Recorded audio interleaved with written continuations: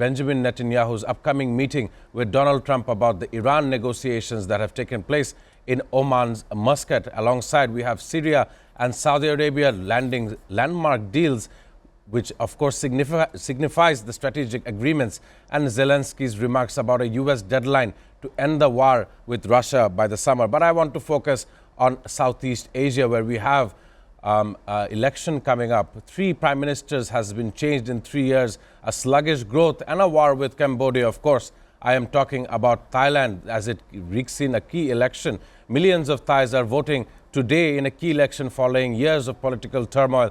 I want to begin with Norman Floyd Barnes on his analysis regarding Thailand before I can continue on with other topics. I want to get a comment from Norman Floyd Barnes.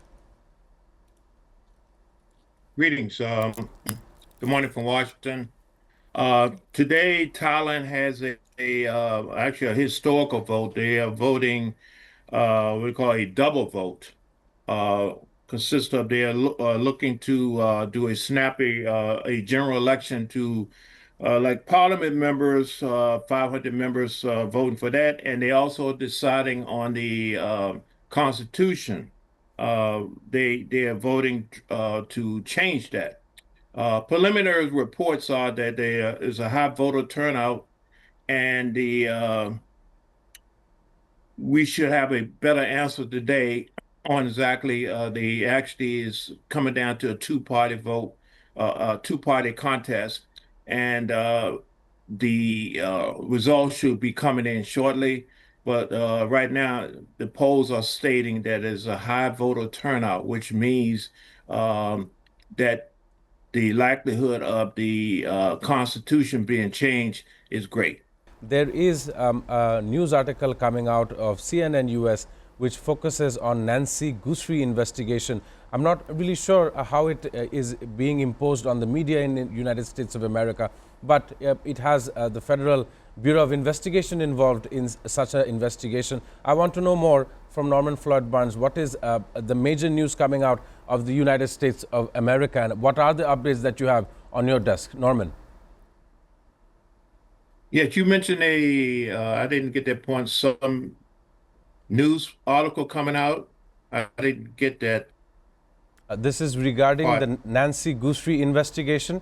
As the searches continues, authority resumed examining Guthrie's home and her neighborhood as the FBI offered a $50,000 reward for information. This is an active situation, I believe, inside the United States. However, I want to also add on the fact that how the people do not understand the administrative pressures on the United States or vice versa. So I want to know what other updates do you have from the Congress, if not from the Senate, and how the two sides, the Democrats and the Republicans, are seeing these things. I know that for a fact that the government, the federal government, has reopened from a 3 to 4 day shutdown. So I want to understand your observation regarding the U.S.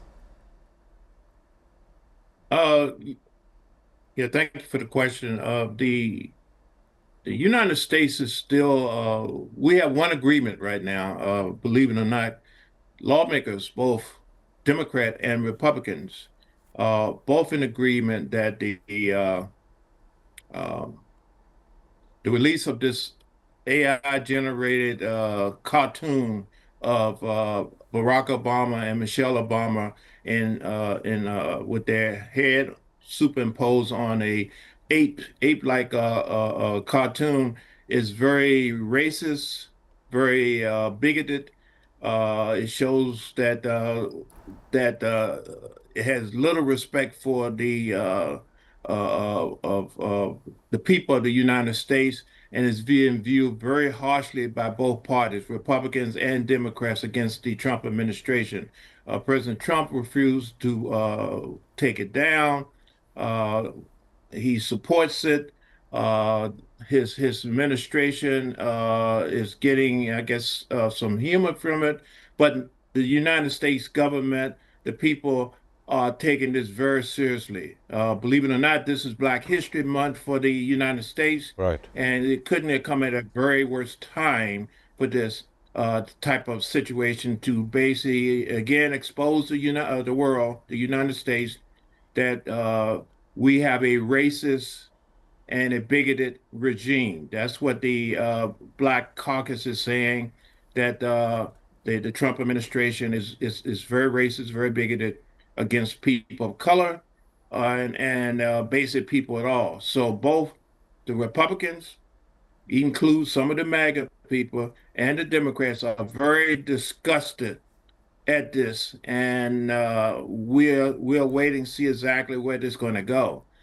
Also, in New York City, the new mayor has put out some executive orders about uh, uh, limiting the areas where the ICE officers, agents can come into schools, hospitals, and whatever. So they're putting out orders stating that these areas prohibited, and hopefully that will slow them down. But federal law supersedes state and city laws regarding ICE's enforcement. So right now, the situation, we have not changed a bit. The United States federal government is at odds with the people, and basically, ISIS is still on the table. There's negotiations supposed to be. We got another 8 to 7 days funding for that, but it doesn't appear, based on all appearance, how ISIS and administration is working. It's going to be something that the Congress and the United States people are going to tolerate in the future. So we're looking for changes to come up. This situation is getting actually ridiculous and impossible to deal with on a daily basis. Thank you. Raised by John Dalton. Norman, how do you feel about this issue? Yes, my reflection on is that this is time for major reflection, reconstruction, re-evaluating the function of Homeland Security. Unfortunately, the ISIS component of it is really changing how the people of the United States thinking about the government. The ISIS informant that the agents are designed to deal with immigration issues. They have taken upon themselves to be federal police officers. They are not. They are not trained. Matter of fact, I can share with you one personal story. One of my close friends, Please. son, godson, he's a border agent. He's an ISIS agent. He's based in Texas, and he was they volunteered. He was requested to volunteer to go to Minnesota. Uh, Recently, because of the changes, they moved out the agents, 700 agents, and he basically told me why. He said basically the agents they had in Minnesota had less than 46 days of training, and now they're now requiring agents. He's now been drafted to go to Minnesota. They're only taking agents that has at least 2 years plus of experience. They're taking on experienced agents with new instructions to go up there to deal with the ISIS issue. But unfortunately, the damage is already done. ISIS is a negative word, a negative connotation of going across the world, across the country. Even with the experienced officers out there coming out there now, the agents coming out there, they have a conflict with local, state, law enforcement. The communication since I retired is broken down. They don't is no longer existent. They moved at a situation where they basically a tactical SWAT-like approach is not to deal with law enforcement, not to protection, is aggression to attack and just get whatever it takes to get the immigrants out there.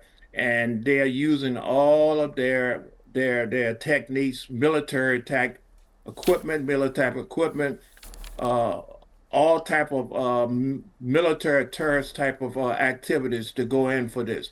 This is something that had to be reevaluated because it's gone far beyond their normal tasks. They need to have new vision. They need to have new leadership. They need to be restructured, and they need to have some control. They need Of a course. change. Regarding the 12-day war. Of course, the Iranian Foreign Minister Abbas Araghchi described the talks as a good start, saying they would continue if the atmosphere of distrust is overcome.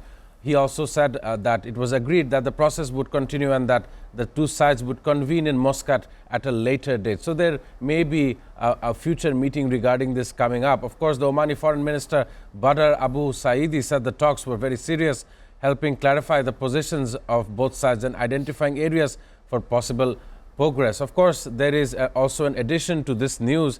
The Donald Trump, the US president, signed an executive order establishing authorities to impose tariffs on nations that do business with Iran, but stopped short of actually imposing the penalties. So this is the statement that is coming out from the US. I want to get a comment regarding this matter from Norman Floyd Barnes, our geopolitical correspondent in District of Columbia. How are you seeing the two sides discussing this issue, and what are the updates regarding Iran and the US? Yes, we're dealing with basically position and power, and basically intimidation. Uh, it's apparent the U.S. would use tariffs. They would use military presence to entice smaller countries to basically to comply with their demands. The issue with Iran is somewhat different. Iran it has a regime. It's a very large country. They have a lot of technology. They have a lot of knowledge. They have a lot of people, and they have a military also. The and the other part is that Iran is being supported by our arch rivals, China, Russia, and other places. They have support. They're getting support in. And if the United States continue to push this issue with Israel, and Israel is enticing the United States to take some type of forcible action, it will be the start of the next world conflict. I can tell you, if that should happen, the state of Israel will no longer exist. I'm giving you a forecast right now. That will be the first thing that will be missing. It is. You have to understand who Iran is being supported by. China has stated that they will never fire the first shot, but they will also ensure that you will not fire the second shot. That goes towards the situation we deal with this. We're looking at a proxy war type of situation. And the United States is trying to impose its will through, as I mentioned before, might, tariffs, military. But the world is changing. People are making new relationships, new deals, and whatever. And that type of bully type of attitude is no longer going to be sufficient to move change.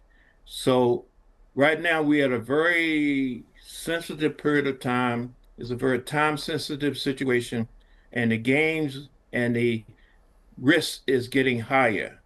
Uh, we have information in the United States that about the ability of our attacks. Yes, we can attack, but the question still is, who do we fill in the gap if we go into the country, and what is the response is going to be? That is the big question. We have friends and enemies all around. Our friends, our enemies, our enemies, that is our enemies that is somehow involved in this. The issues with Greenland, Venezuela, all these things, people are moving, sharing information that ordinarily didn't share before to support these countries that are now being addressed and being imposed military actions or changes on. They are getting information to support. Iran got information from our friends in Europe about matters that had a tremendous impact, and actually could have stopped the last week the attack. So everybody is really up in arms about this situation, about the big boy approach with by the Western world, the United States, and the proxy war is in process right now. There are things are going on to undermine and control things. So no one wants a war. No one wants an all-out war because it's going to be a devastator. May not be a nuclear war, but it's going to be a devastator. We are now in the age of technology, and that is what we're looking at. A technological war that will destroy our critical national infrastructure globally. So, with that happening, no one wants to get into that situation because the deal is countries need to make money, they need to make trade, they don't need to be impeded by what they can't do because of somebody made a bad decision. So a lot of conversation is going to happen over the next couple of months about how things are happening in the world, which with the world order, and hopefully the United States continue to engage in these conversations and talk about the consequences versus what they aspire to do and make an adjustment and get the world back into a stable situation. We have the ability, the United States, to basically stabilize this situation instead of accelerating the situation.